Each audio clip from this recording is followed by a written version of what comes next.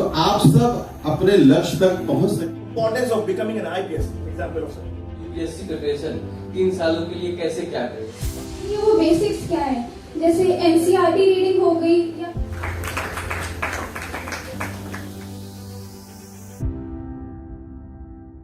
मुश्किलों से तुझको लड़ना है, जीत को हासिल करना है। क्या हुआ अगर तू अकेला है, फिर भी तू मुश्किलों का भी जीता है। सूरज बनके चमकना है अगर, तो चांद बनकर रात में जगना है। अपनी मंजिल के कांटों को उखाड़कर लक्ष्य की ओर भागना है। A very good afternoon to one and all present here. I, Shraddha Prajapati, And I, Sunny, are pleased to welcome you all to this seminar organized by Disha, the Civil Services Society of Shivaji College. दिशा, जिसका उद्देश्य ही है छात्रों को सही दिशा दिखाना, उनका मार्गदर्शन करना, जिससे वे अपने सिविल सर्वेंट बनने के सपने को बस देखे ही ना, उसे साकार भी करें। We at Disha are engrossed in colossal felicity to amass one's motive with various activities like today's session for all our civil services aspirants.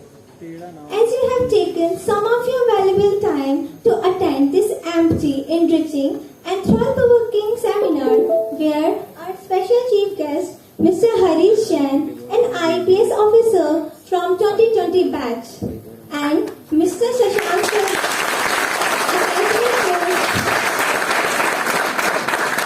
Academy Coach of Next IAS, have taken some of their valuable time to guide us on topic preparation strategy for UPSC Civil Services examination. Okay, so before we move further, I request everyone to keep your phone on mute to avoid any kind of disturbance. जिस प्रकार प्रकाश अंधकार को नष्ट करता है, उसी प्रकार ज्ञान अज्ञान को नष्ट कर देता है। अब मैं हमारे आज के मुख्य अतिथि आईपीएस हरीश जैन और शशांक शर्मा जी, साथ ही हेमंत सर और दर्शन पांडे सर को मंच पर दीप प्रज्वलन के लिए आमंत्रित करता हूं।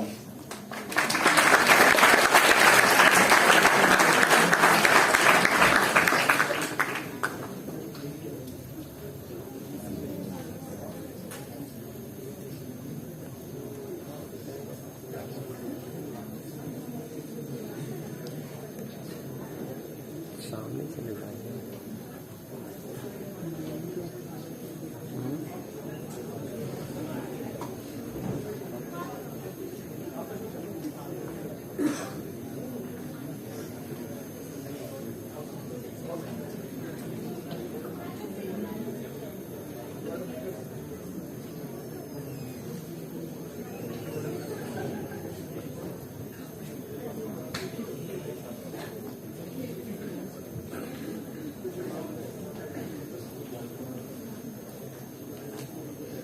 सामने जाके फोटो लो तुम, फोटो लो।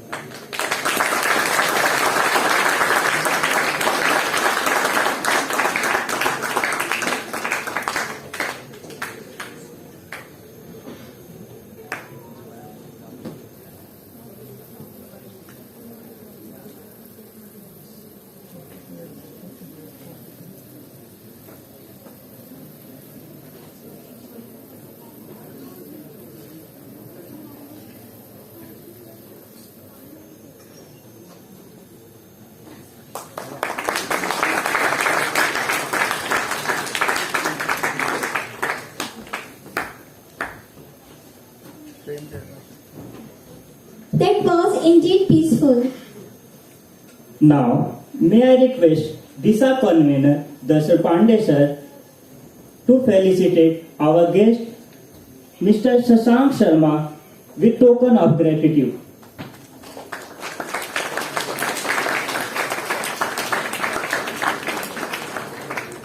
कोई नहीं है फोटो लेने वाला।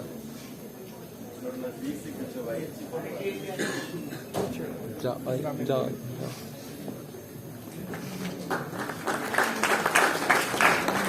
Now, May I request Darshan Pandey sir to facilitate our guest of honor IPS Harish Jain sir.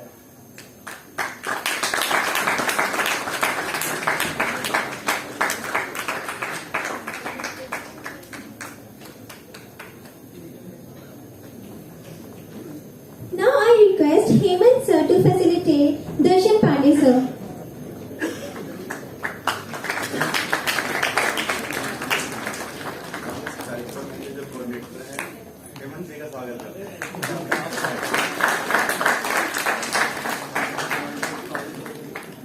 Thank you sir. Now I would like to address our principal, Professor Shiv Kumar Sahdev, whose guidance and support has always helped Disha to attain this kind of success. Because of some issues, he is not able to join us today, but his blessings are always with us. We would also like to address our another pillar of strength, our convener, Professor Darshan Pandey sir, for this contribution and guidance. Sir, I would like to invite you on the stage to welcome our guest speaker. बहुत बहुत धन्यवाद, सुप्रभात, good morning, सभी को नमस्कार।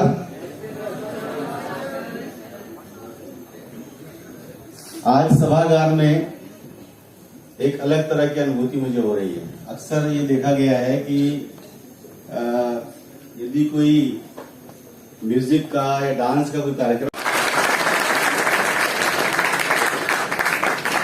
दिशा बताया जा चुका है। दिशा कौन सी दिशा? दिशा तो कोई भी हो सकती है, पर जीवन में जो सही दिशा है, अगर हम उस तरफ बढ़ते हैं तो जो हमने लक्ष्य अपने जीवन में निर्धारित किया हुआ है या करते हैं, वहां तक हम पहुंच जाते हैं। तो इसलिए आप लोग अपने लक्ष्य तक पहुंचे। हमारे विद्यार्थी, शिवाजी कॉलेज के विद्यार्थी, मुझे लगता है कि आज शिवाजी कॉलेज के बाहर के भी बहुत सारे विद्यार्थी इस सभागार में मौजूद हैं, जहां तक मेरी जानकारी है। तो आप सब अपने लक्ष्य तक पहुंच सकें, इसी बात को ध्यान में रखते हुए हमारे शिवाजी कॉलेज के प्राचार्य और हमारे कुछ विद्यार्थियों द्वारा, बहुत सारे जो विद्यार्थी अब पास आउट भी हो चुके हैं, उसमें से एक विद्यार्थी हमारे सामने बैठे हुए हैं। इन विद्यार्थियों ने ये एक संकल्पना दिमाग में उनकी आई कि बहुत सारे और सोसाइटीज हैं, लेकिन इस तरह की सोसाइटी हमारे कॉलेज में नहीं है। तो Disha, the civil services society of Shivaji college की शुरुआत लगभग ये जो कोविड काल चल रहा था हमारा 2020 के आखिरी में जाकर इस सोसाइटी की शुरुआत हुई, और सहयोग से, क्योंकि थोड़ा बहुत मेरा जुड़ाव यूपीएससी से कुछ ना कुछ प्रत्यक्ष अप्रत्यक्ष रूप से रहा, तो मुझे इसका संयोजक बना दिया गया। तो इसकी शुरुआत हुई और बहुत कम समय में, मैं कहूंगा 1.5 साल का समय लगभग हुआ है इस सोसाइटी को शुरू हुए, और इन 1.5 वर्षों में इस सोसाइटी के द्वारा जो अचीवमेंट्स हासिल की गई है, जो इन्होंने एक माइलस्टोन स्थापित कर दिया है, वो कॉलेज की तमाम जो सोसाइटीज है, हमारी कमिटीज, बहुत आगे आप लोग निकल चुके हैं। पिछले वर्ष आप यकीन नहीं करेंगे, लगभग 20 प्रोग्राम्स केवल दिशा सोसाइटी के द्वारा किए गए थे। 20 कार्यक्रम किए गए, ऑफलाइन और ऑनलाइन मिलाकर। और मुझे लग रहा है कि मुझे ध्यान में आ रहा है, कोरोना की कोविड काल के बाद पहला ऑफलाइन प्रोग्राम दिशा सोसाइटी के द्वारा ही किया गया था। तो बहुत सारी उपलब्धियां हैं बहुत कम समय में दिशा सोसाइटी के द्वारा, लेकिन उपलब्धियां, कार्यक्रम करवा लेना, कार्यक्रम हो जाते हैं, कार्यक्रम में कोई दिक्कत नहीं है। हमारी उपलब्धि क्या है? हमारी उपलब्धि है कि जो हमारा गोल है, जो हमारा लक्ष्य है, हम वो कब हासिल करेंगे, क्या हमने वो हासिल किया? हमारा लक्ष्य है कि हमारे विद्यार्थी प्रशासनिक सेवाओं में जाएं, वहां सफलता हासिल करें और अच्छे अच्छे पदों पर जाकर समाज की और देश की सेवा करें। ये हमारा लक्ष्य। तो आशा करते हैं कि हमने शुरुआत की है और जल्दी हमें उसका जो फल है, जो परिणाम है, हमें वो भी प्राप्त होगा। और चरैवेति का मंत्र और करत करत अभ्यास को लेकर हम आगे बढ़ते रहेंगे और हम निश्चित रूप से उस लक्ष्य तक भी पहुंचेंगे। अब मैं बात करता हूं हमारे आज के अतिथियों के संबंध में। हमारे आज के अतिथि जो इस कार्यक्रम में अपनी बात रखेंगे, आप लोगों को गाइड करेंगे, मोटिवेट करेंगे कि कैसे आप सिविल सर्विसेज में परीक्षाओं में बैठे, कैसे आप उसकी तैयारी करें, कैसे उसमें सफल हों। तो मैं स्वागत करता हूं हमारे आज के अतिथि श्रीमान हरीश जैन जी का। और सहयोग से हरीश जैन जी हमारे अपने ही विद्यार्थी हैं, हमारे कॉलेज के विद्यार्थी हैं। अगर जिनको नहीं पता है उनके लिए बता रहा हूं मैं। 2017 पास आउट है। 2017 में उन्होंने यहीं से ग्रेजुएशन किया है। तो एक बहुत बड़ी अलग से कहते हैं हमारे लिए विशेष अनुभूति हो रही है कि हमारे विद्यार्थी अब जो हमने जिस उद्देश्य के साथ ये सोसाइटी की शुरुआत की थी वो हम धीरे धीरे उधर बढ़ेंगे। तो मैं स्वागत करता हूं हरीश जैन जी का। हमारे दूसरे अतिथि हैं शशांक शर्मा जी, जो नेक्स्ट आईएएस से हैं। आप एकेडमिक कोच हैं, आप भी अपनी बात रखेंगे, आप भी कुछ ऐसे सूत्र देंगे जिससे कि आप जो है आईएएस, आईपीएस, आईएफएस, आईआरएस जो भी जिसका लक्ष्य हो उस दिशा में आप लोग आगे बढ़ पाए, उससे सफलता प्राप्त कर पाए। तो मैं अपने दोनों अतिथियों का स्वागत करता हूं। मैं आप सब विद्यार्थियों का यहाँ पर स्वागत करता हूं। हमारे फैकल्टी मेंबर्स बैठे हुए हैं, हमारे दिशा सोसाइटी के शिक्षक बैठे हुए हैं। डॉक्टर प्रीति जी हैं, डॉक्टर सरिता जी, डॉक्टर भरत जी, मोहन जी और अंकुश जी, इधर जगदीश जी, और भी हमारे फैकल्टी मेंबर आशीष जी। तो मैं आप सभी का स्वागत करता हूं।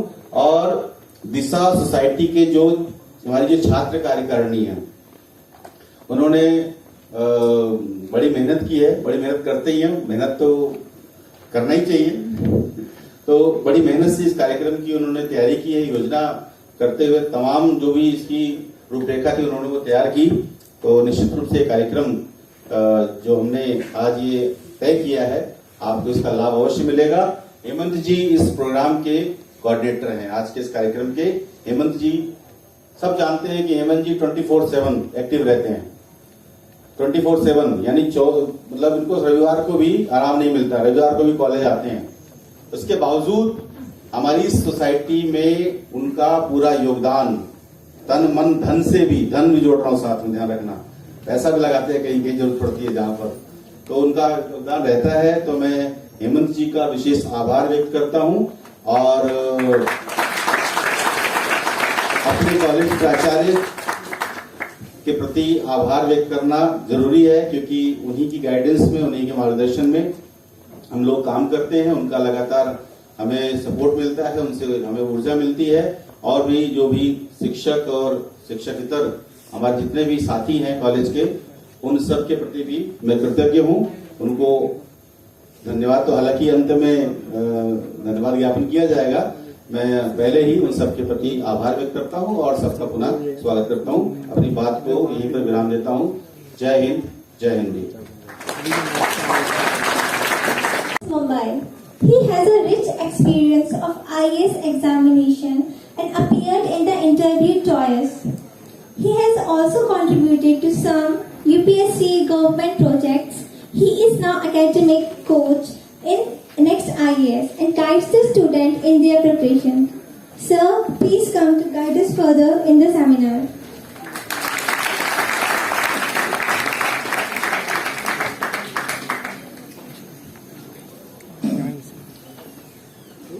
First of all, thanks to the God, because of whom we all are in here. Then afterwards, this great college, Shivaji College, Disha Society, our esteemed faculties, who are the one who are nurturing the young minds and shaping the minds for the future, as mentioned by the sir, to serve the people of India. Thank you very much for kind invitation to the next class to here to participate and to talk about the civil services preparation. The journey of a student is being encountered with 4 important phases. The first is the education. What is the role of education? The role of education is, as per my mind, is quite simple. To make sure that the young mind develop a critical understanding habit. They understand how to put a logical argument. And do believe, my dear friends, whenever you develop this understanding, you people got yourself surrounded with all the things associated with this society. And then afterwards, we have one single question in our mind, that the things taking place around of us is being done by either of something. Either by the government of India or the people living with them. Who are those? Those people who are trying to make sure that your life becomes easier is civil services. Then afterwards, second encounter, institutions. What is the role of institutions? To make sure that the overall comprehensive nurturement and development take place of one's personality. As mentioned by Pandey sir, that this society has convened around 20 these conventions around. The purpose is being simple, that the people understand a lot. Then afterwards, the faculty members. The role of faculty members is to make sure that the basic squad becomes stronger. Because as far as I'm concerned, if you people are very stronger with the basics, do believe any single exam in India and elsewhere else becomes quite easier. So first of all, before we all talk about the plan of examination, I request all you people to please give a huge round of applause for all the faculty members present in this webinar, this seminar. You are trying to make sure that your life becomes easier. Then afterwards, very fourth important thing, preparation. Preparation could be either 10th, 12th, CAT exam. We in this seminar is for the civil services preparations. And the preparation is based on 4 important pillars. The first important pillar is the basics. We even were talking with the faculty members. The first important thing that would dwell you towards the completion of the nearest of your rank in the civil services is the basics. And how the basics would be fruitful in terms of making sure that you get your name in the list. We have an example sitting in here. Harish sir. Your favorite commerce graduate. Second part, what I believe is after the role of the basics is the support system. Do believe this civil service preparation is a very long journey. To complete the syllabus, a student might take nearby a year. Or take the example of sir as well. There have been many examples who used to take nearby 2 years, 3 years, 4 years just to beat this examination. And a span of 4 years or 5 years, do believe there would be many moments when you people are feeling giving up. Thereafter, my dear friends, do believe there is a thing called the parents. There would be a moment. We at the next time witness that most of the time students come to us say, sir, I just cannot go along with the syllabus. I just need to give up. I don't know how would I get myself up. I don't know how would I, brush up my very basics of the commerce as we just talking about the sir. Different subjects, not only related to commerce only. There would be a feeling, do believe, when your parents would call you and say, don't worry, lad, I'm there to help you. So my humble request to you as well, please, always respect your parents and the family members who are always there to guide you, to support you during your odd days. The third very important thing to beat this preparation or the competition, consistency. One needs to be consistent to make sure that he understands a lot daily. I always say to my students that whenever you read a book, you'll perhaps understand a bit. Then afterwards you read it the second time, you understand a lot. And you read it the third time, do believe you will understand again a different thing. This is the importance of being consistent with the part and this preparation. Either CAT, this UPSC or anywhere else. Consistency is the third important pillar which makes sure that the people understand a lot. Associated with them, there has been certain test series. Just to evaluate yourself, either you are up or there, what are the weaknesses associated when you are getting yourself for the preparation to beating this examination. The purpose is that you either need to understand how you are, what challenges you are facing, and how you can overcome all those challenges. Because this is all about the competition, not only about the knowledge, especially this UPSC Civil Services examination. And then very fourth pillar of a student journey to make sure that he clears any exam is self-confidence. Until unless you people are self-confident, do believe things would be quite harder. And do believe, my dear friends, with all our example, with all our experiences, I would feel happy that whenever any of you or the students outside, they would have a support of the parents, they would have the guidance of the faculty members, they would have the examples of people like Hari sir. Things while the journey becomes quite easier for you. That is the importance. Now I'd like to talk about the UPSC, this examination. First we talk about the age criteria in terms of UPSC. The UPSC says whenever you attain the age of 21, kindly jump us and gauge yourself. Either you are prepared enough or not. Till the moment you attain the age of 32. And that is for the general part. So that means the age criteria is right from 21 to 32nd of years. UPSC, because having the mindset of being welfare to the society, has developed certain relaxations in terms of the age criteria as well. Certain students who are from the OBC background, UPSC gives them 3 years of age relaxation. That means till the age of 35, you may gauge the UPSC paper. There have been certain students who are from SC/ST community. UPSC gives you a relaxation until you attain the age of 37 with unlimited number of attempts. There have been certain students who have a crave for the uniform. But the life of art is quite different with each other. One might need a job at the starting phase. Still, you want to pursue an IPS. Sir, not everyone having the same destiny, not everyone having the same quite feasible, affable circumstances, that he may be able to find himself up for nearby 2 years, 3 years, 4 years, directly for the preparation. Keeping that thing in mind, UPSC says if you are an ex-serviceman, you are a defense personnel, then UPSC gives you 3 years of age relaxation. You are a commissioned officer, ex-serviceman, UPSC gives you 5 years of age relaxation, that to the age of 37. One important initiative, or I would say truth about our society. There have been certain people who are suffering from certain diseases.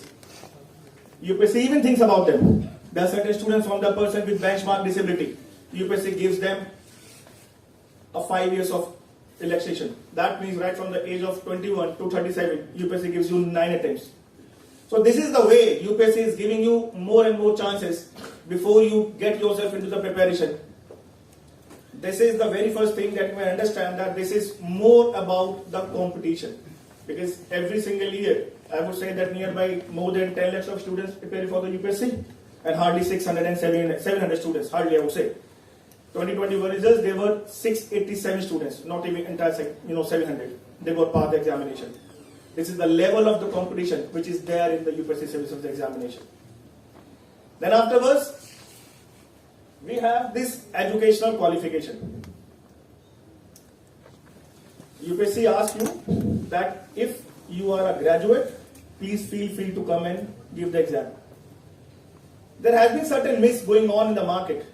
That for say there has been students who are have a background from the IITs, students who have the background from the IIMs, students have the backgrounds of MBBS, AIMS, etc. Only they are those who clear the examination. Do believe. Let me beat this myth from this very podium. These are all rumors which is always being populated in the market. With 2 simple examples, I would like to do this thing. The very first example, there has been a girl from the Bihar, sir. Simple भी है sir.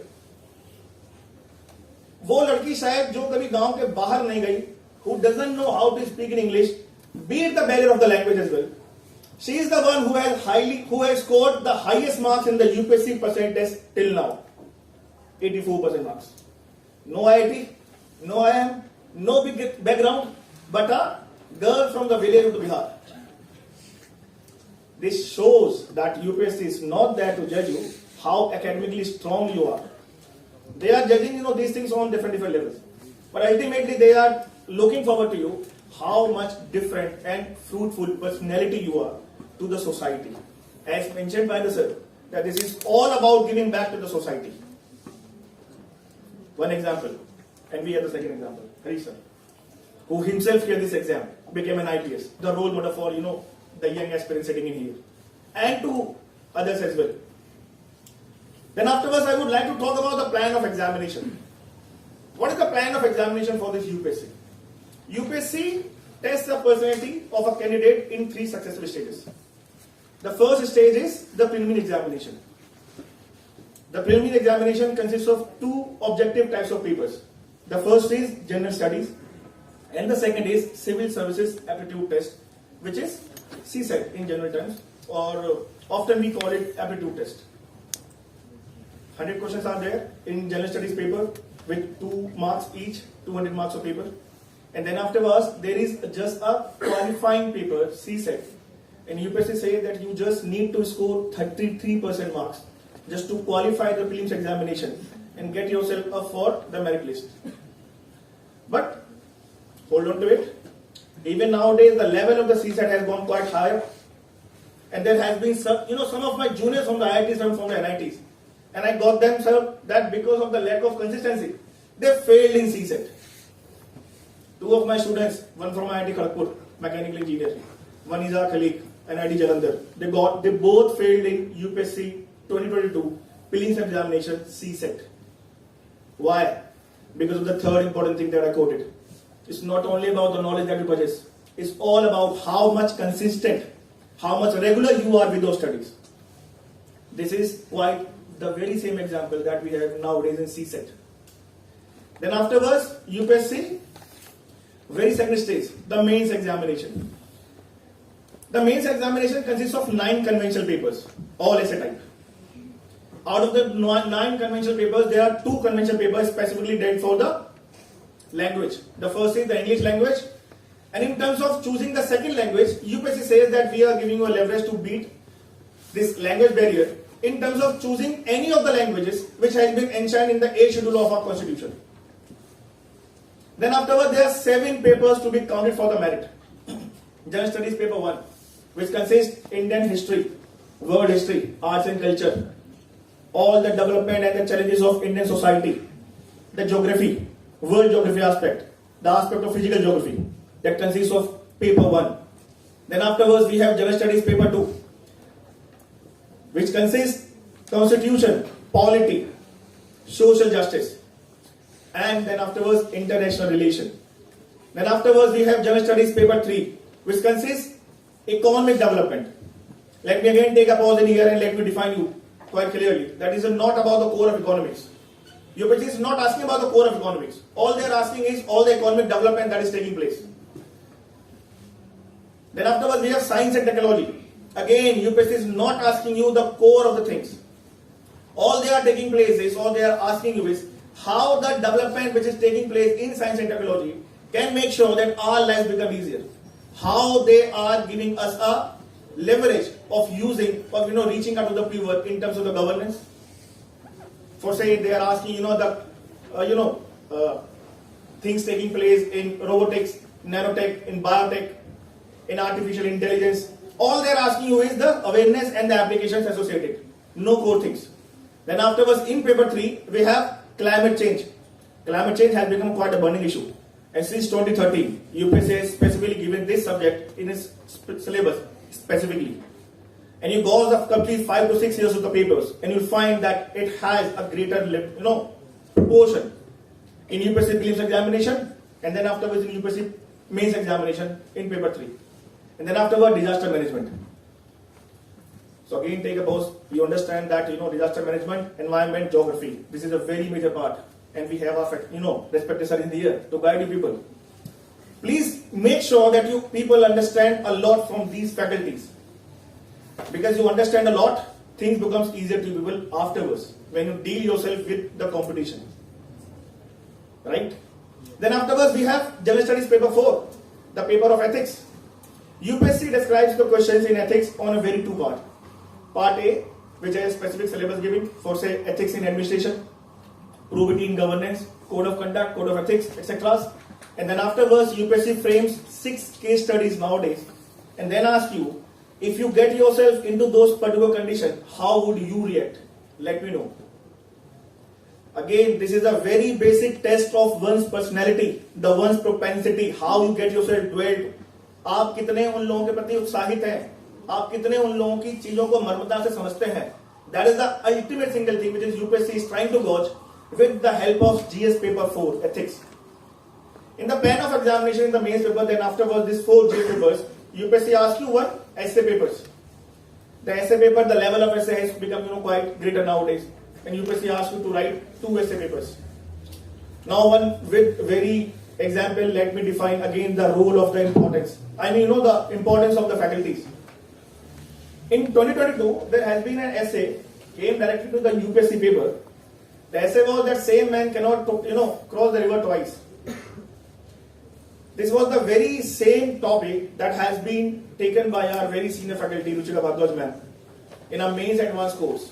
Not even a comma was changed, sir. It's been even framed by the UPSC in the very first day. My dear friends, please understand. Imagine yourselves, I believe sir would understand that after putting yourself 3 to 4 years or 5 years, you will find yourself at the gate of the mains examination. There will be a nervousness associated.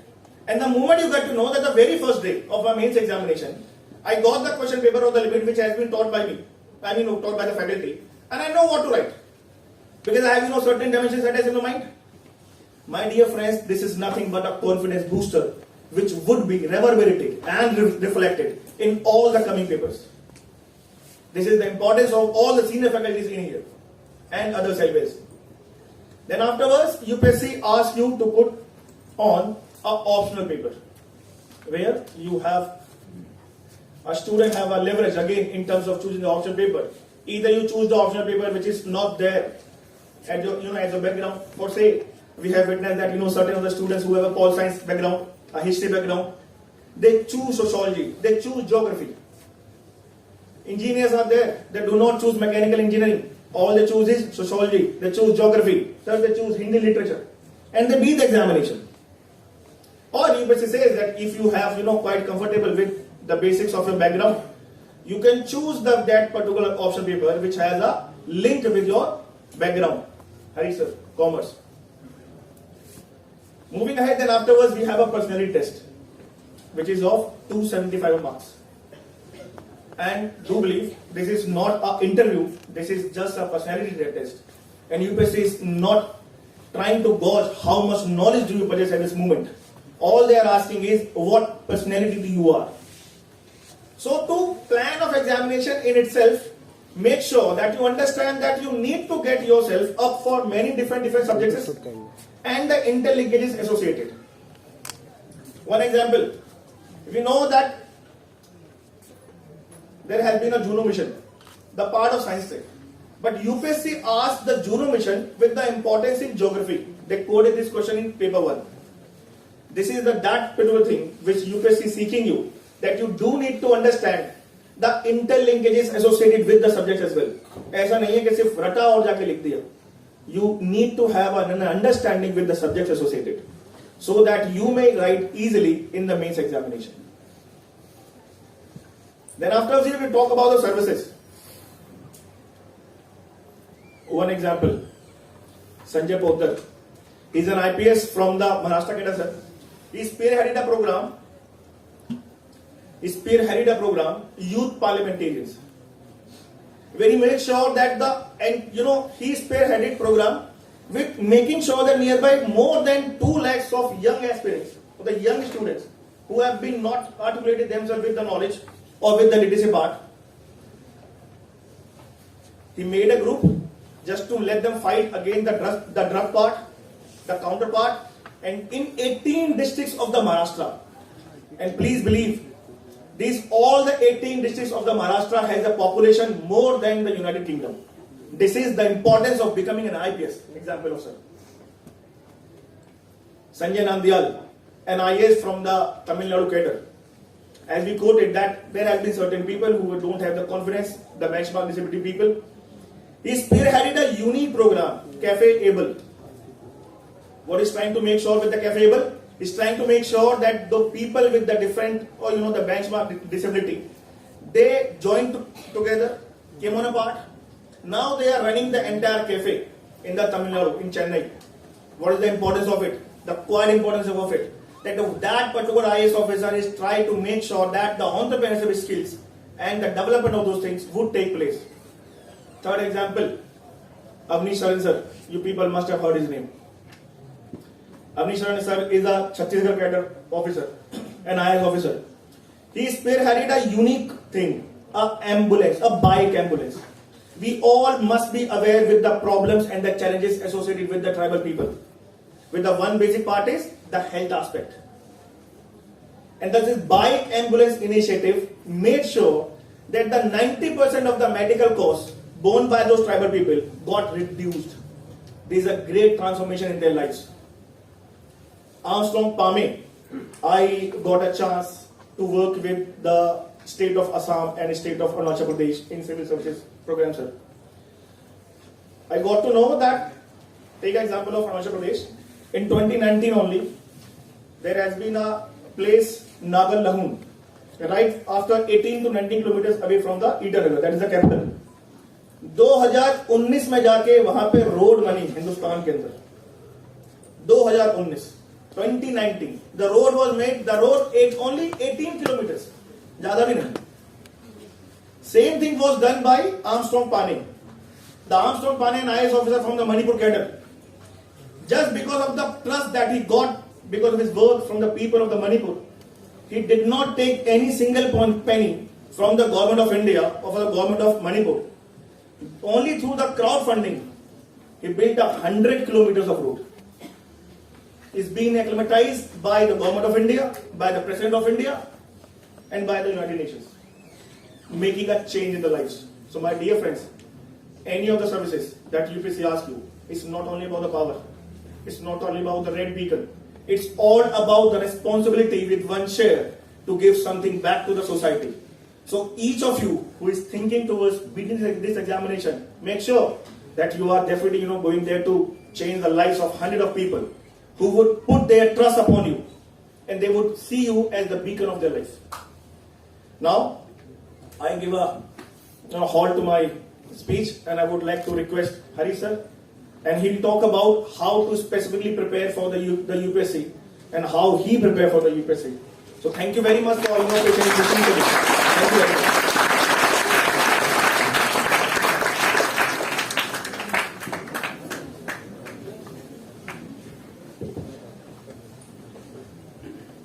सर्वप्रथम सभी गुरुओं को नमस्कार. उसके बाद बड़ी संख्या में प्रस्तुत इस युवा ऊर्जा को मैं नमन करता हूँ. बहुत अच्छा लग रहा है आप लोग आज इतनी भारी संख्या में प्रस्तुत हैं. सच बताऊं तो सर मुझे बिल्कुल भी उम्मीद नहीं थी कि हम इतनी बड़ी ऊर्जा का संचार आज अपने बीच में देखेंगे.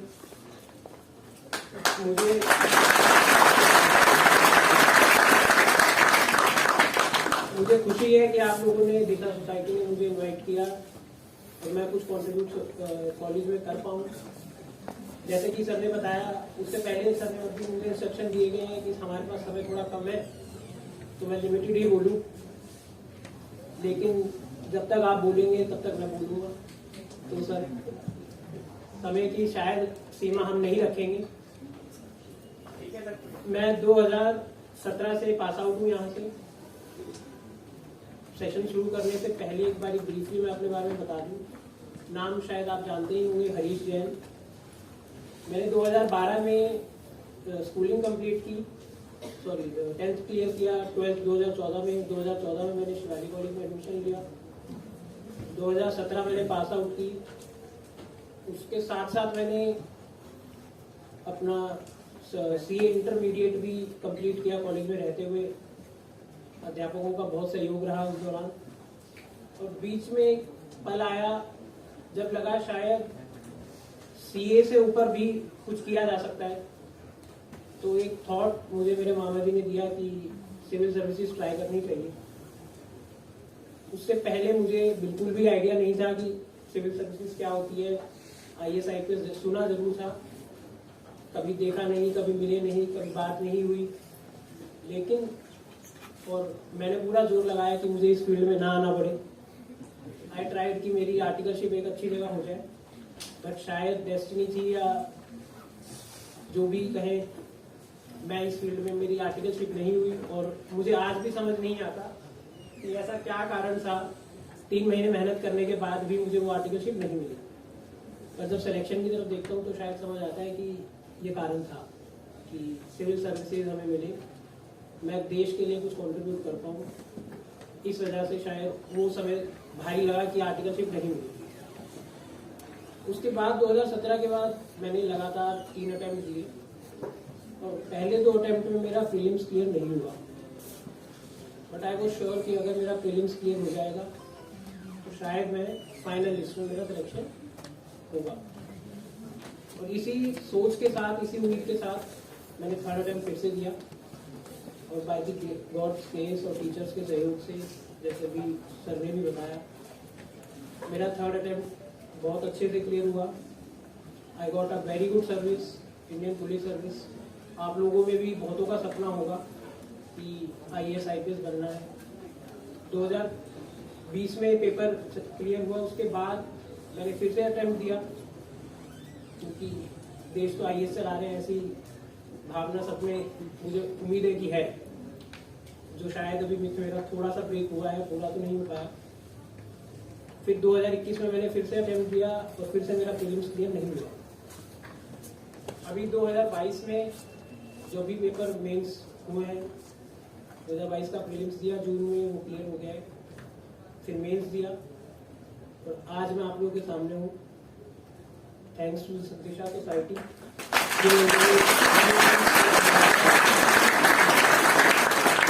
आप लोगों को एक मार्गदर्शन देने का जो काम दर्शन पांडे सर के थ्रू, ऑनरेबल प्रिंसिपल सर के थ्रू हम सब कर रहे हैं।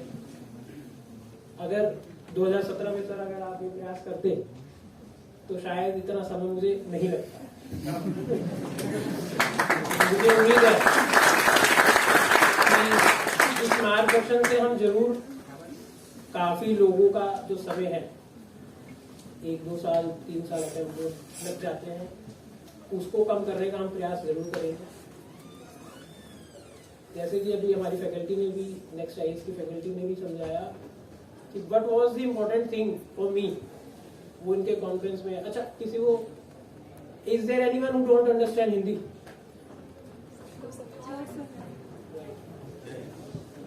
जय हिंद। सबसे ज्यादा इम्पोर्टेंट इस प्रोसेस में मेरे को, मुझे कंट्रीब्यूट जिसने किया है वो है consistency. Let me tell you this, 1 साल तक मुझे नहीं पता था कि क्या हो रहा है, क्या करना है। I was just going with the flow, जिसने जैसा बताया हमने वैसे किया। सेकंड अटेम्प्ट में 2 बहुत अच्छी चीजें हुई, एक बहुत अच्छा मार्गदर्शन मिला, बहुत सी चीजें सीखी, और जो सबसे ज्यादा अच्छी चीज सीखी वो थी कंसिस्टेंसी।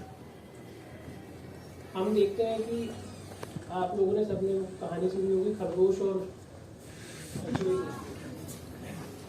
क्या डिफरेंस था कि खरगोश हार गया और कछुआ जीत गया? Consistency is the positive side, जो नेगेटिव साइड था उनका मोटिवेशन।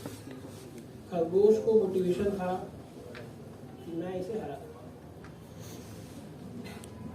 मोटिवेशन सस्टेन नहीं कर पाया। लेकिन उस कछुए का जो कंसिस्टेंसी थी, सुरेश, उसने जो उसको हेल्प की, he just keep on running with his small feet, with his heavy back, irrespective of anything. वो भी शायद मेरी स्टोरी से मैच करती है।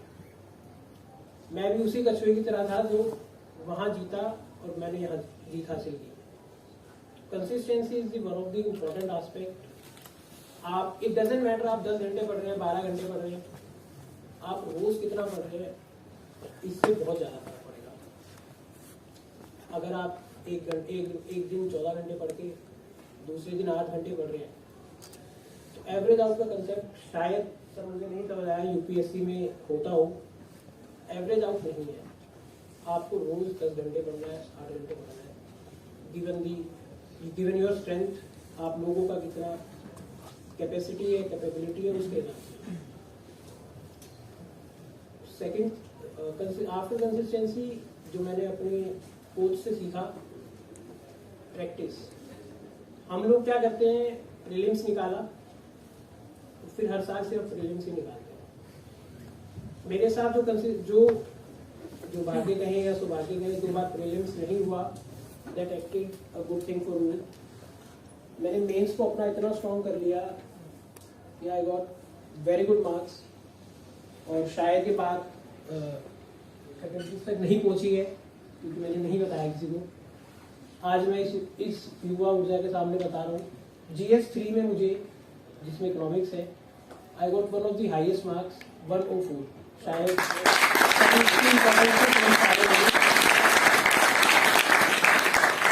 और थोड़ा सा और अच्छा मार्गदर्शन होता तो शायद आज दोबारा पेपर देने की जरूरत नहीं पड़ती। कुछ कमियां रही। कंसिस्टेंसी और प्रैक्टिस ने जो कंट्रीब्यूशन दिया है, I kept on writing one question daily basis. मैंने पूरे दिन में कुछ किया हो या ना किया हो, I just wrote a one question irrespective anything. और मेरे उस कोच ने, आज वो वर्तमान में IRS इनकम टैक्स है, डॉक्टर श्रीधर लिम्बिका, उन्होंने मेरे उस एक क्वेश्चन को रोज चेक किया। मेरी कंसिस्टेंसी तो थी ही थी, जो उस कोच की जो कंसिस्टेंसी थी वो भी मैटर कर रही है। हमें प्रैक्टिस पे इतना ध्यान देना है, प्रीलिम्स की प्रैक्टिस, मेंस की प्रैक्टिस, आंसर राइटिंग, ये सब चीजें इतनी इंपॉर्टेंट हैं। और उससे इंपॉर्टेंट है एक कोच। चूज अ वन जो आपको अच्छे से गाइड करता है। And I always say this thing to everyone, अगर आपका कोच अच्छा नहीं लग रहा आपको, तो ये आपकी गलती है, बिकॉज यू हैव चोजन, वो आपके पास नहीं आएगा। तो एक अच्छे कोच की आवश्यकता हमें है। और दूसरा कंसिस्टेंसी। अगर आपके पास ये दो चीजें हैं, क्योंकि मुझे सिर्फ यही समझ आया अपने 5 साल की जर्नी में कि मैंने ऐसा क्या किया। 3rd अटेम्प्ट में मेरा सिलेक्शन हुआ। आई एम वेरी मच होपफुल कि 5th अटेम्प्ट में दोबारा होगा। तो मुझे दो ही चीज समझ आई, proper guidance via coach and consistency along with practice. अगर मुझसे कहा जाए कि कुछ एक लाइन में हम डालें, फॉर्मूला बनाए, तो it is coach plus consistency plus practice. अगर ये तीनों चीज हैं तो आप उन बहुत से अनेकों छात्र, जैसे सर ने बताया 10 लाख छात्र हर रोज एंटर कर रहे हैं, हर साल एंटर कर रहे हैं, उनसे आप बहुत आगे खड़े हैं। कोई नहीं कर रहा है इतनी मेहनत, जितनी मेहनत ये 3 चीजें मिला के आपने की होगी। तो आई एम वेरी मच कॉन्फिडेंट कि जहां मैं खड़ा हूं, सर को हर रोज एक व्यक्ति यहाँ पे खड़ा करना पड़ सकता है। अगर ये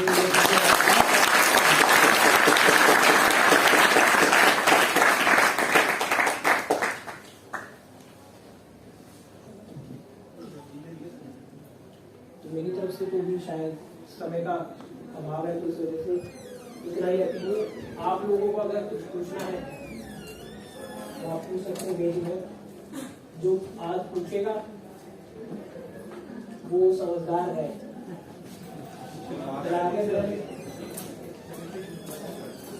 रादर देन वो जो कभी नहीं पूछ रहा। मुझे क्वेश्चन पूछना है एज ए मदर कि मुझे लगता है कि मेरा बेटा भी किसी दिशा में थोड़ा आगे बढ़ेगा, और एक माँ उसको कैसे मोटिवेट करे और उसको क्या हेल्प करे। सिर्फ उसको डराए नहीं, मतलब उससे सिर्फ उम्मीद करे, उससे कितना यकीन करे, और मतलब कैसे उसमें कॉन्फिडेंस। अच्छा है बच्चा, बहुत अच्छा करता है, स्टेज फियर नहीं है। मैंने कभी उससे नहीं पूछा कि तुम्हारे कितने नंबर आए हैं, बस मैं टीचर को हमेशा कहती हूँ मुझे मेरा बेटा स्टेज पे चाहिए, और वो आज है, स्टेज पर है, अच्छा कर रहा है। लेकिन मैं क्या कर सकती हूँ, मतलब उसको हेल्प, मुझे ये पूछना है।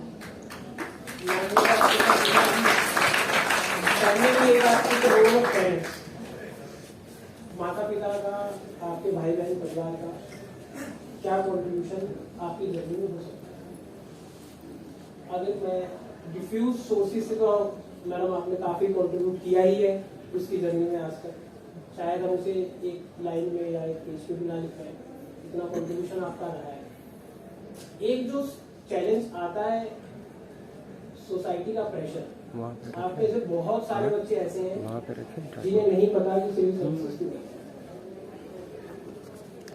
आप सिर्फ यहाँ इस वजह से हैं क्योंकि आपका कोई दोस्त IAS है या आपका कोई रिश्तेदार IAS IPS income tax GST वगैरह किसी भी डिपार्टमेंट में देखिए प्रेशर है कि सरकारी नौकरी है। मैडम आपके क्वेश्चन से पहले मैं एक बात और ऐड कर दूँ, मैं ये नहीं बता सकता कि आपको सिविल सर्विसेज क्यों करनी चाहिए, वो आपका डिसीजन है, लेकिन आपको सिविल सर्विसेज क्यों नहीं करनी चाहिए उसके ऊपर 3 से 4 बात। फर्स्ट इज सोसाइटी के प्रेशर की वजह से आपको सिविल सर्विसेज नहीं करनी। आपके माता पिता के सपने इम्पोर्टेंट हैं, सपने तब तक बने रहेंगे जब वो कंसिस्टेंटली और कैपेसिटी है। ट्राई टू आइडेंटिफाई कि आप उन सपनों को पूरे करने के लायक हैं, तो इसमें कोई शेम नहीं है। अगर हम नहीं कर पा रहे तो उसमें कोई शेम नहीं है, कुछ और करने लायक हम जरूर है। तीसरा, हमें इस बात से सिविल सर्विसेज नहीं करनी, पावर है, पैसा है, डोला है, रुतबा है, गाड़ी बंगला। मुझे अभी कुछ एक इंसिडेंट हुआ तो उसमें मुझे एक फाइनल बात ही कही कि there is always a one who is superior है। बॉस आपके ऊपर एक हमेशा है जो आपका बॉस है। इन चीज़ों को ध्यान में रखते हुए अपना डिसीजन बनाइएगा कि आपको सर्विसेज क्यों करना। एज अ पेरेंट मैंने जैसे पूछा है, जो मुझे लगता है मेरे पेरेंट्स ने कभी इंटरफेयर नहीं किया किसी के साथ। मेरे पेरेंट्स पढ़े लिखे ज़्यादा नहीं है, उन्होंने मुझे फ्री हैंड दिया, उन्होंने फाइनेंशियल कॉन्ट्रीब्यूशन ऑब्वियसली किया, जो भी मार्गदर्शन मुझे चाहिए था तो वो उनकी तरफ से आया। तो rather than focusing on supply you should focusing on demand, कि उस बच्चे की रिक्वायरमेंट क्या है रादर देन हम कैसे कंट्रीब्यूट कर सकते हैं। Just give him a confidence कि भाई उसका हो गया है, उसका हो गया तो उससे ज़्यादा ही अच्छे तुम्हारा भी हो जाएगा। तो जो कॉन्फिडेंस है और जो प्रेशर नहीं है उस पर, वो चीज़ हमें उसको थोड़ा रिलैक्स करने के लिए शायद lack of pressure definitely boost करेगा उसको कॉन्फिडेंस को। और मुझे लगता है कि बस आप इतना कॉन्ट्रीब्यूट करें तो सफलता जरूर मिलेगी।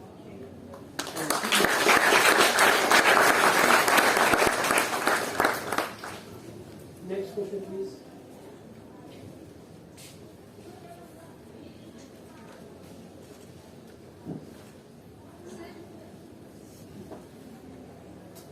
Sir, my question is how to choose our optional subject.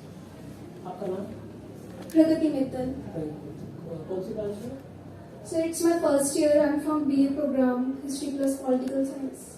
Pragati optional choose करने में बहुत सारे चैलेंजेस हैं। जो मैंने एक फॉर्मेट बनाया था कि कैसे ऑप्शनल चूज करना है। First thing is you should identify कि आपका बैकग्राउंड कैसे मैच कर रहा है। अगर आपका बैकग्राउंड है हिस्ट्री, पॉलिटिकल साइंस आपने पढ़ा है, you can choose between history और PSIR। कॉमन ऑप्शंस हैं सोशियोलॉजी, एंथ्रो, पॉलिट, इनमें से आप चूज कर सकते हैं। फर्स्ट थिंग आपको बैकग्राउंड देखना है। सेकंड, आपको मार्केट सिस्टम देखना है कि मार्केट किस ऑप्शनल को अच्छे से सपोर्ट करता है। When I say market support system, first thing is test series coaching, ये कैसा है, और फैकल्टी कितनी फैकल्टीज है और बच्चा उनको उनकी फीडबैक मैकेनिज्म। इन दो फैक्टर्स के बेसिस पे ही आपको चूज करना है आपका बैकग्राउंड। अगर बैकग्राउंड मैच कर रहा है then it is okay. Second, support system क्या है with the common option subjects. Support system is good for polit, anthro, philosophy is also good, and sociology. ये कॉमन ऑप्शंस हैं जिसमें आपको बैकग्राउंड की जरूरत नहीं है, बट यू शुड प्रेफर जिसमें आपको थोड़ा सा आइडिया होगी पहले आपने जो पढ़ा हुआ है। Let me give an example. आजकल एक जो ट्रेंड चल रहा है, people are opting for law option even without their background, because थोड़ा इजी लगता है, डेविएशन का स्कोप कम है, लॉ कहानी नहीं लिख सकते, फैक्ट लिखना है, सेक्शन लिखने हैं। तो ये भी एक ट्रेंड है मार्केट में लॉ ऑप्शन को लेकर। ऐसी बहुत सी चीजें आएंगी, बट पहला पैरामीटर आपको अपना background, second is market support, in basis पे आप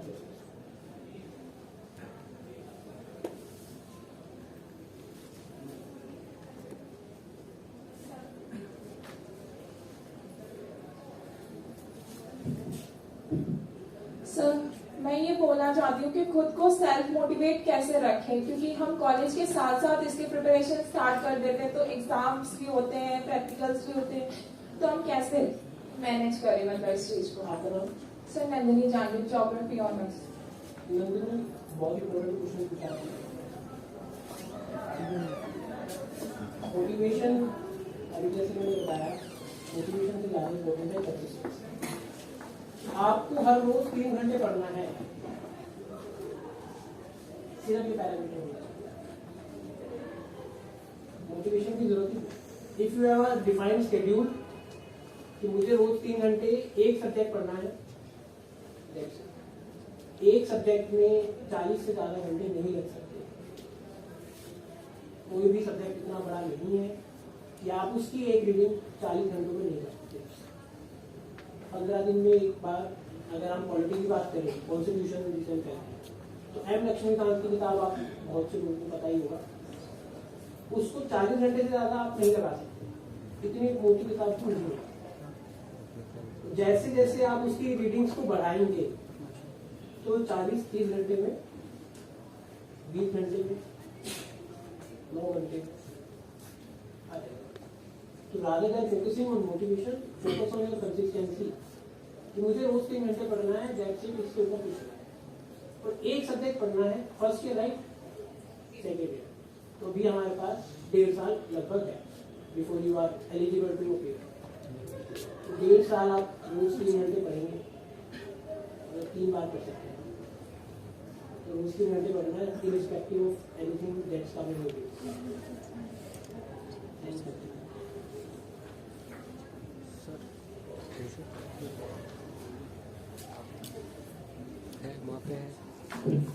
गुड आफ्टरनून सर।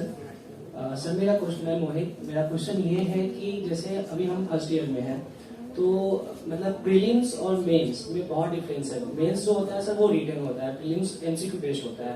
तो सर मतलब हमें जो तैयारी करनी चाहिए वो मेंस को देख के करना चाहिए या प्रीलिम्स को देख के करना चाहिए, जो कि दोनों में बहुत डिफरेंस है। मेंस तो ऐसा रिटन है और प्रीलिम्स जो है वो एमसीक्यू बेस्ड है। मेरा यही क्वेश्चन है सर कि मेंस के लिए तैयारी करें पहले या फिर प्रीलिम्स के लिए करें? मोहित के बहुत डिफिकल्ट क्वेश्चन पूछा आपने, और ये ही एक की क्वेश्चन है जो डिफरेंशिएट करता है कि आप प्रीलिम्स निकाल रहे हो फिर हर बार प्रीलिम्स निकाल, मेंस नहीं निकलना, क्योंकि हमने कभी मेंस की तैयारी करी नहीं। और जो प्री निकलता है उसके बाद जब मेंस होता है तो इतना टाइम नहीं है कि हम मेंस को अच्छे से करते हैं। जैसे मैंने बताया 2 बार प्रीलिम्स ना निकलने का जो मुझे एडवांटेज मिला वो ये था कि मैं अपने मेंस वाले एस्पेक्ट को इतना स्ट्रॉन्ग कर पाया कि जब मेरे को मेंस लिखने का मौका मिला तो I scored with good marks. आपको क्या करना है, कुछ सब्जेक्ट्स हैं जो प्रीलिम्स में और मेंस में कॉमन है, और सबसे बड़ी बात सभी कॉमन ऑब्वियसली है। अगर आप जब सिलेबस देखेंगे तो उसमें स्पेसिफिकली लिखा हुआ है polity, history, geography, environment, science, economy, ये प्रीलिम सब्जेक्ट्स। तो जब आप मेंस की तरफ आएंगे, there are some subjects like internal security, disaster management, जो सोशल इशू, सोसाइटी, जो सिर्फ मेन स्पेसिफिक सब्जेक्ट है, बट क्वेश्चन प्रीलिम्स में उनसे आ सकता है कहीं ना कहीं। तो इसमें आप अभी सेकंड ईयर आपको फर्स्ट, तो आप क्या कर सकते हैं, वो 3 घंटे पढ़े, और मेंस के 10 सब्जेक्ट हैं, 10 सब्जेक्ट के सोर्सेज, इसमें आपके प्रीलिम्स के सोर्सेज भी कवर हो जाएंगे। If you are reading polity, ऐसा तो नहीं है कि प्रीलिम्स के समय याद रहेगा और मेंस के समय भूल जाएगा, you will be remembering for mains as well, बस उसमें सोर्स डिफरेंट हो जाता है। When I am reading for prelims I am just reading Laxmikanth, when I am reading for mains तो एक एडिशनल करंट अफेयर का मैं बुकलेट अपने साथ एड ऑन कर रहा हूँ। इतना ही डिफरेंस है प्रीलिम्स और मेंस। कुछ सब्जेक्ट्स ऐसे दिए, डिजास्टर मैनेजमेंट, इंटरनल सिक्योरिटी है, ये आप प्रीलिम्स में स्पेसिफिकली नहीं पढ़ते, करंट अफेयर के थ्रू आप इनको कवर कर लेते हैं, इंटरनल सिक्योरिटी के क्वेश्चंस को।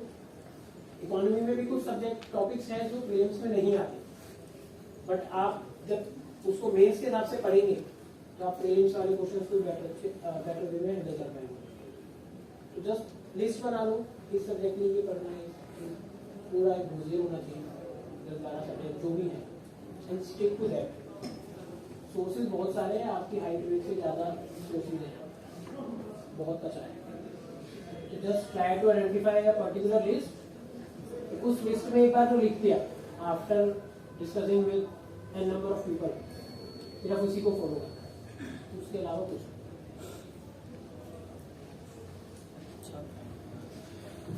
Good afternoon sir. सर मेरा क्वेश्चन ये है कि सब बोलते हैं कि बेसिक्स से स्टार्ट करो, तो सर हम अभी फर्स्ट ईयर में हैं, तो हमारे लिए वो बेसिक्स क्या है? जैसे एनसीईआरटी रीडिंग हो गई या फिर डेली का करंट अफेयर्स, तो सर वो बेसिक्स क्या है जो हम अभी से ही स्टार्ट करें? Vidyama Kumar Srivastava, BA program history pol science. Basics सब कहते हैं, when people are saying basics क्या है, मैं थोड़ा सा इसमें डिफर करता हूँ। एनसीईआरटी वगैरह लोग सजेस्ट करते हैं यू शुड रीड। मुझे एक चीज समझ नहीं आती कि अगर मॉडर्न हिस्ट्री है और स्पेक्ट्रम हम उसके लिए पढ़ रहे हैं या बिपिन चंद्र हम उसके लिए पढ़ रहे हैं, तो वो ऐसा अलग क्या नहीं लिखेगा जो एनसीईआरटी में लिखा है? आप हिस्ट्री में नहीं बदल सकते, राइट? अगर एनसीईआरटी में कुछ लिखा है तो it is suppose to be in a source book. History तो सेम गोज विद पॉलिटी। संविधान 1947 में लिख दिया गया, बहुत अमेंडमेंट हुए। अब पब्लिशर या एनसीईआरटी अपनी मर्जी से तो अमेंडमेंट नहीं कर देगा ना, तो वो सेम। कुछ चीजें जो मार्केट में है वो इस वजह से है कि एक बार क्वेश्चन आ गया, 10 साल में एक बार किसी बुक से क्वेश्चन आ गया। अब क्या चल रहा है, लोग उसी को पढ़ेगा 10 साल तक। जब मैंने 2020 का पेपर दिया था, उसमें उस टाइम एग्रीकल्चर से बहुत सारे क्वेश्चन आए थे प्रीवियस। 21 में एक भी क्वेश्चन नहीं था। लोगों ने एग्रीकल्चर ऐसे पढ़ा जैसे पेपर एग्रीकल्चरिस्ट के लिए हो रहा है। तो वो चीज हमें नहीं करनी। मिनिमाइज रिसोर्सेज बेसिक होने चाहिए। अगर हिस्ट्री आपका है, पॉलिटी आपका है, तो don't focus on reading NCERT 6 class से लेकर 12 तक पढ़ने का कोई। कुछ चीजें होंगी जो आप आउट ऑफ ईयर और फॉलो करेंगे, तो 3 साल तक करेंगे, लेकिन after the period of time you realise ये वेस्ट है। 10-12 सब्जेक्ट है, हर सब्जेक्ट की एक किताब है। तो जब आप लिस्ट बनाए तो सोच समझ के उस लिस्ट को बनाना, ताकि कुछ एक्स्ट्रा आप ना करें। तो just try to feel this thing कि जब आप जून में प्रीलिम्स का पेपर होता है, 20 से 25 दिन रिजल्ट आने में लगते हैं, और प्रीलिम्स से मेंस का जो फर्स्ट पेपर है उसमें अप्रोक्सीमेटली काउंट 100 डेज, जिसमें से 20-22 दिन रिजल्ट के वेट में इंतजार में निकल जाते हैं। Effectively you have 80 days. आपको ऐसा कोई भी सोर्स नहीं उठाना जो 80 दिन में कंप्लीट नहीं हो। सारे सब्जेक्ट आपको 80 दिन में पढ़ने हैं, और एक बार नहीं पढ़ने। मैंने 4 बार पढ़े थे, आप 3 बार भी पढ़ सकते हैं। तो ऐसे भारी किताबें रद्दी इकट्ठे करने का कोई पर्पस नहीं है। Try to reduce your sources. तो जिन सब्जेक्ट में लगता है बेसिक करना है, हो सकता है किसी का इकोनॉमिक्स वीक हो, किसी का ज्योग्राफी वीक हो, बस उस सब्जेक्ट के लिए करो, रादर देन वेट हिस्ट्री 6 से लेकर 12 तक, पॉलिटिक्स 6 से लेकर 12 तक। लोग सोसाइटी के लिए NCERT book for society as well, मैंने आप सबको देखी नहीं है, लोगों ने बहुत बार पढ़े थे, उसे छोड़ दिया। मेरे हिसाब से नो रीजन कि आप ऐसी किताबों को पढ़ें। Is it satisfactory?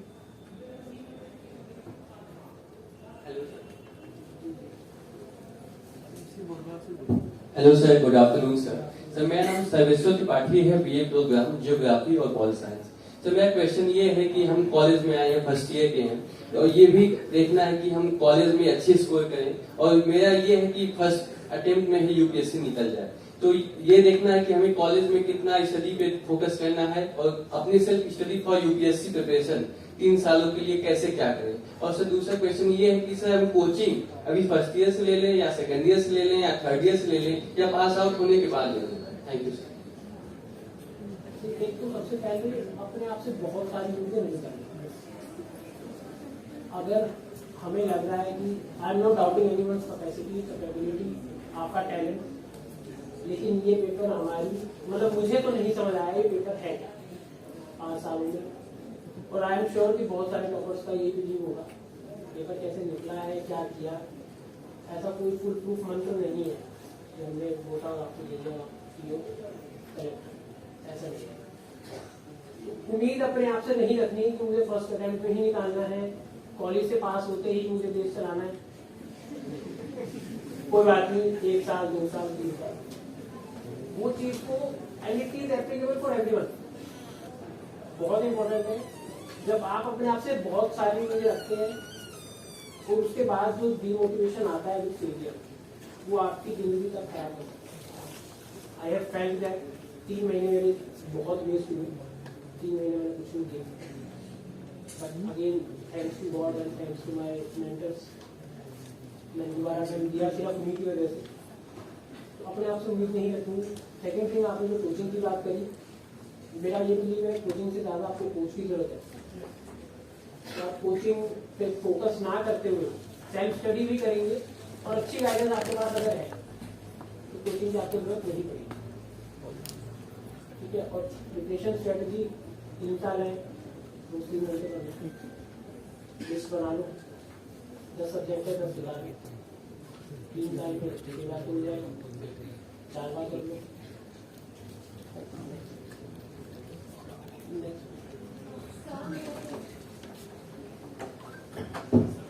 सर मेरा ये क्वेश्चन था कि यूपीएससी सबका एक मेन गोल होता है, मेन एम होता है, बट अदर देन दैट आपका कोई बी प्लान नहीं था कि अगर यूपीएससी नहीं हुआ तो फिर क्या? और उसी वजह से थोड़ा सा एक माइंड में क्योस होता है, फिर वो कंसिस्टेंसी, वो मोटिवेशन कहीं ना कहीं लूज होता रहता है कि अगर मेरा फर्स्ट अटेम्प्ट नहीं हुआ, सेकेंड अटेम्प्ट नहीं हुआ तो मैं क्या करूँगा? मेरे साथ जो अच्छी अपॉर्चुनिटी बात की वो थी कि मेरे पास सी एक बैकअप ऑप्शन था, but I have seen people जिनके पास बैकअप ऑप्शन नहीं है, दे हैव क्लियर इट। और इस एग्जाम की सबसे अच्छी बात ये है, डिमांड है हर साल 10 लाख रुपये आ रहे हैं, मुझे समझ नहीं आ रहा तो मार्केट बहुत अच्छा है। तो आपको बी प्लान की जरूरत नहीं है, मार्केट भी लग जाओ। नेक्स्ट IAS में अगर आगे कुछ कंटिन्यू किया तो एक जॉब फेयर के लिए भी प्रस्तुत होंगे। तो मैं उम्मीद करता हूँ हमें जरूरत ना पड़े। आप सबको मैं, जैसे हम यहाँ पर इनफॉर्मली बैठे तो फॉर्मली किसी न किसी मीटिंग में भारत सरकार की, स्टेट गवर्नमेंट की, उसमें हम देखें तो बी प्लान की चिंता नहीं करनी। और एक ये फैक्टर है कि जेन्युइन डाउट है कि कितने साल में, मेरा पर्सनल बिलीव है कि you should at least try 3 and statistics shows 3rd और 4th अटेम्प्ट वालों की चांसेस बहुत ज़्यादा है, क्योंकि फर्स्ट सेकेंड अटेम्प्ट वाले ने गलती से 3 निकाल लिए, मैं उससे पढ़ा नहीं, आप 2 बार फेल हो गए, आपको पता है, आप 3rd अटेम्प्ट में मेरे से बेटर होंगे, स्वाभाविक है। साइंस नहीं है, ह्यूमन साइकोलॉजी कहेंगे, 3rd अटेम्प्ट में आप बेटर परफॉर्म करेंगे, 3rd में नहीं किया 4th में डेफिनेटली करेंगे। तो you should at least wait for 3 attempts और बी प्लान की आवश्यकता है एटलीस्ट। तब तक सोसाइटी का वो प्रेशर आ जाता है ना कि कुछ तो कर लो, और इसीलिए सोसाइटी के प्रेशर से सिविल सर्विसेज में नहीं आना। If you are coming just to show कि मैंने कुछ कर लिया, वो इरोड कर देता है। Personally just for my personal experience, I have many friends. MP में ये थोड़ा ट्रेंड बहुत ज़्यादा देखने को मिलेगा, आप MP से UP, MP, राजस्थान, इनमें बहुत ट्रेंड है कि people are doing civil services because Sharma ji का लड़का है। वो चीज से हमें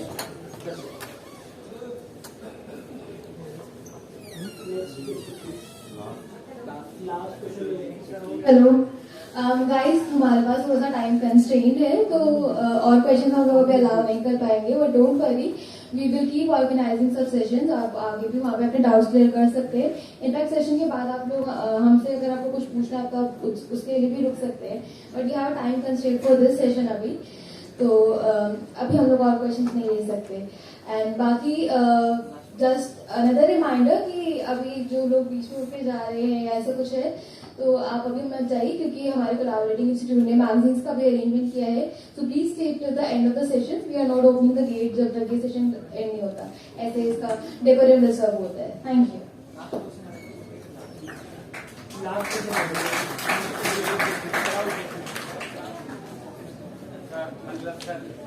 ऐसे ही पूछ लो, ऐसे पूछो. सर मेरा नाम गोविंद है, मैं first year BA history honours से हूँ. सर 10 लाख बच्चे आते हैं हर साल, तो उसमें ऑल इंडिया रैंक 1 हम कैसे हासिल करें? क्योंकि जो टॉपर होते हैं वो भीड़ से अलग चलते हैं, भीड़ के साथ नहीं चलते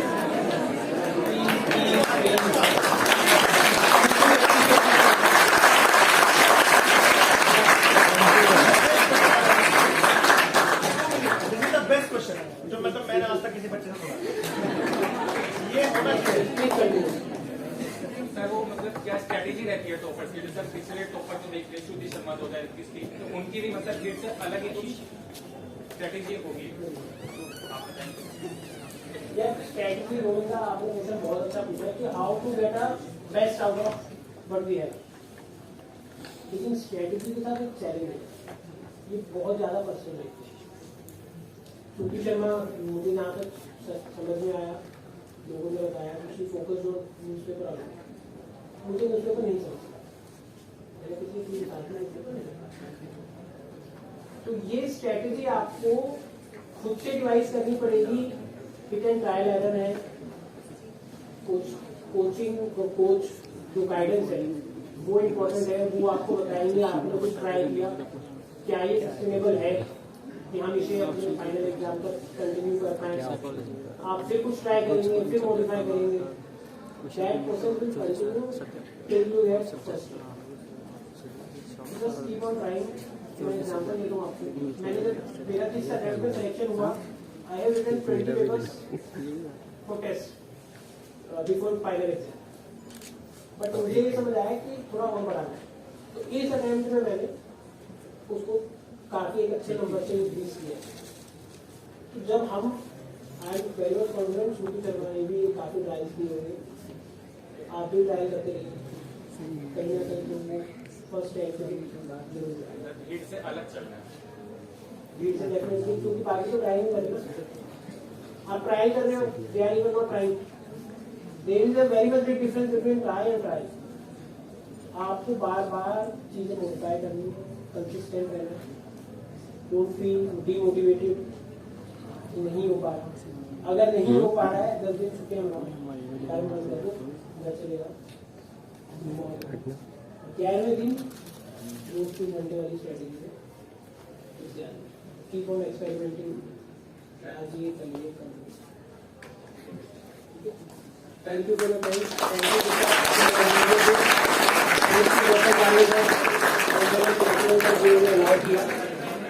थैंक यू. जय हिंद, जय भारत.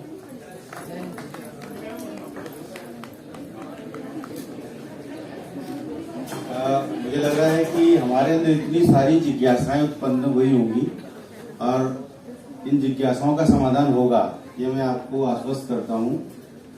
मुझे लगता है कि दिशा टीम ने एक फीडबैक फॉर्म भरवाया होगा या भरवाएंगे. आप एक काम कीजिएगा, अपनी फीडबैक फॉर्म में साथ में जो भी आपके प्रश्न हो, जो जिज्ञासा हो, उसमें आप उसमें जरूर लिखें. और उन जिज्ञासाओं का, उन प्रश्नों का आगे जैसा भी हुआ, हमारे एक्सपर्ट्स जो है या लिखित रूप में, मौखिक रूप में, जैसा संभव हुआ, हम सभी प्रश्नों का, सभी जिज्ञासाओं का समाधान अवश्य करेंगे. ये मैं आपको आश्वस्त करता हूँ. धन्यवाद.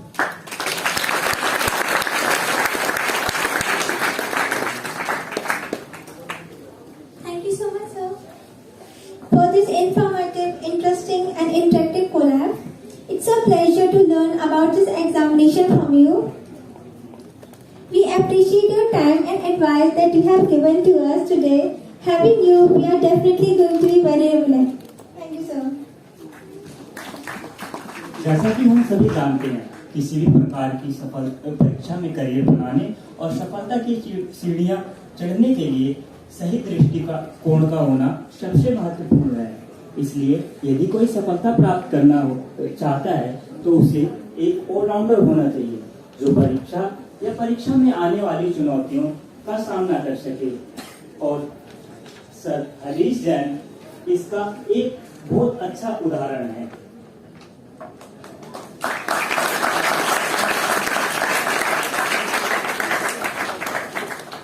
Now I would like to invite Hemant sir, our committee member of Disha, program coordinator whose guidance and help was today's session possible on the stage. So please come forward and thank.